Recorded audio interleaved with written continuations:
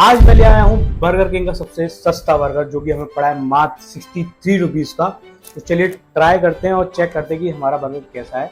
वैसे सही बताऊँ, बहुत ज़्यादा भूख लग रही है मेरे को। तो चलिए देखते हैं पैकेजिंग में क्या क्या आया है इसके अंदर। तो भाई पहले आया हमारे लिए टिश्यू पेपर बर्गर किंग के। तो और क्या मिला है, बर्गर। इसका बर्गर का नाम है क्रिस्पी वेज बर्गर, एक टमाटो सॉस।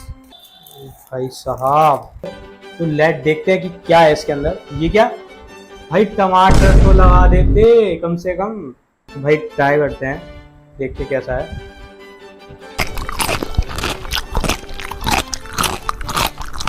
तो भाई अकॉर्डिंग टू प्राइस, भाई वास्तव में बहुत टेस्टी है। तो मैं इसे रेटिंग देना चाहूँगा 10 में से 7। चैनल को लाइक, कमेंट और शेयर कर दिए, जिससे भाई आपके पास ऐसी ऐसी वीडियोस आते रहे।